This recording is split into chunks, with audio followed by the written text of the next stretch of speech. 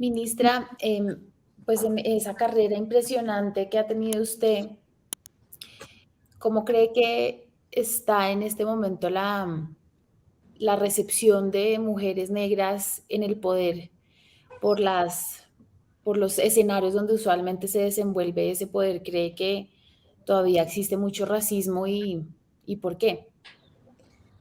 Cuando estábamos en el proceso de transición a este nuevo gobierno, yo recuerdo hacer varias entrevistas, ofrecer varias entrevistas para el Washington Post, por ejemplo, para el New York Times, como directora en ese momento de un centro de investigaciones, analizando el impacto que tiene en la política la presencia de personas que tradicionalmente no han estado allí, personas afrodescendientes, mujeres indígenas, que retan la representación incluso física de estas personas.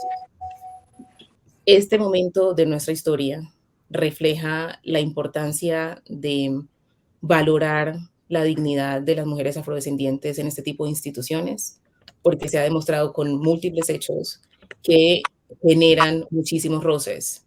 Yo estudié sociología de nivel de maestría, de pregrado, maestría y doctorado, y por mucho tiempo he estado estudiando el impacto que tiene la racialización en las sociedades. Y lo que dice la literatura en todo el mundo es que, en efecto, las personas que tienen algún tipo de marcación étnica específica en todo el mundo, una vez entran a espacios de poder en los que históricamente no han estado, eso genera unas reacciones muy negativas de parte de diferentes estamentos de la sociedad.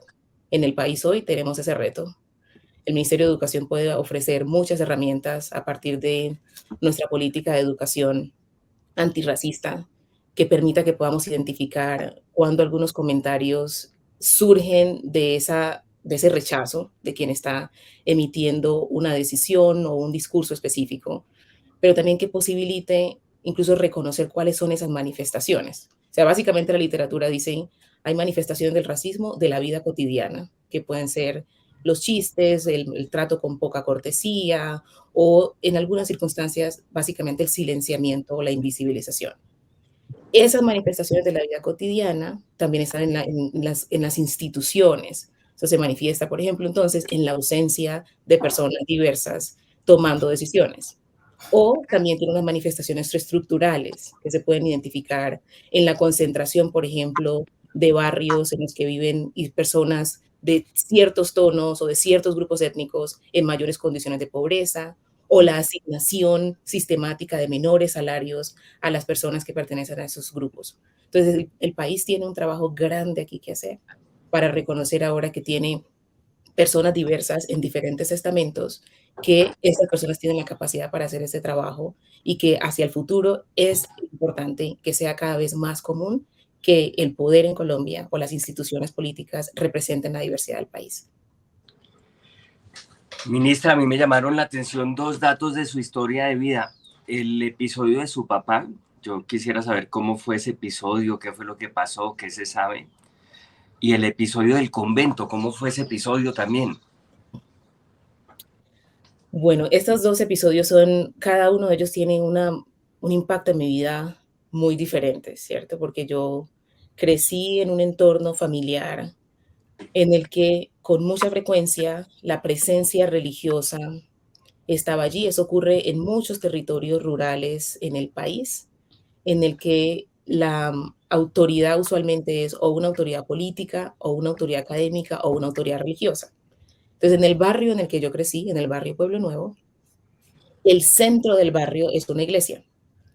Y por la tradición de la familia, yo tenía unas responsabilidades muy específicas desde muy pequeña. Acompañar a mi tía abuela, que ya falleció, la tía Floripe, que era la encargada de las llaves de la iglesia. Entonces, acompañarla para garantizar que ella tenía todo listo para las actividades religiosas de cada día. Pero eso venía acompañado también de unas responsabilidades de tutoría de personas o más pequeñas que yo o de mi misma edad o en algunas ocasiones más grandes.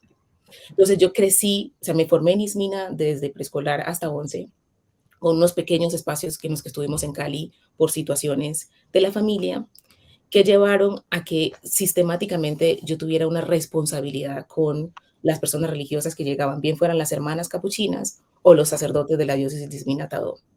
¿Y eso qué requería? Por ejemplo, después de salir de clase, que teníamos actividades o de lectura o de juego en la iglesia, porque era la única institución a la que podíamos apelar para o tener una actividad pedagógica o jugar en la calle que al final terminaba en esa iglesia.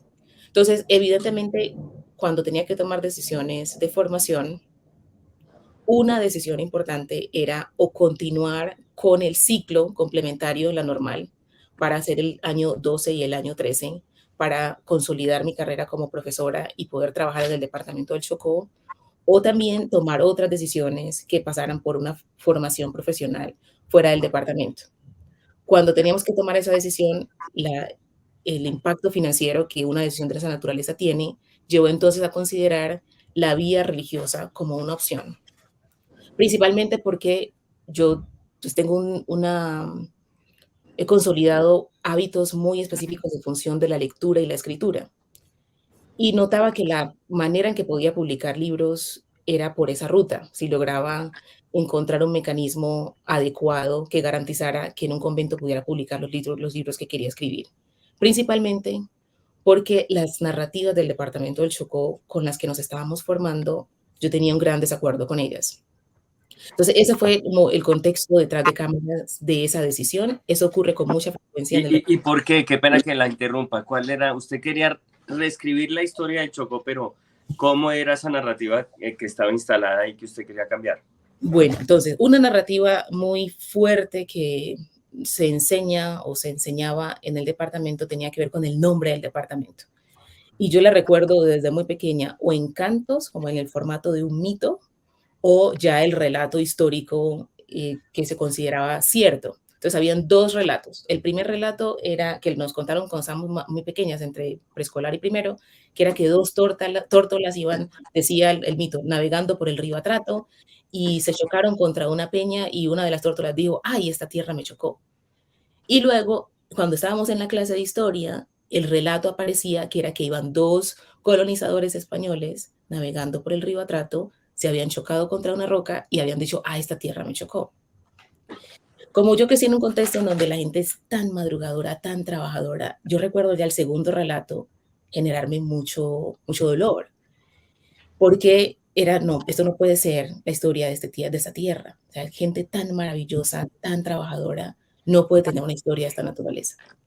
Entonces, parte de la motivación de escribir una historia diferente venía por ahí. Ya luego, cuando ingresé a estudiar sociología en la Universidad del Valle, conocí el trabajo del profesor Sergio Mosquera, que ahora tiene un gran proyecto que se llama Muntu Bantu en Quibdó.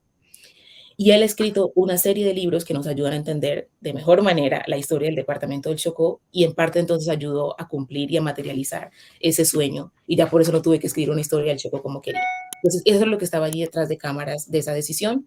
Y luego, pues, algunas decisiones familiares y como logré obtener el Andrés Bello en el ICFES, pues eso abrió otras puertas que no había considerado o que no tenía en su momento.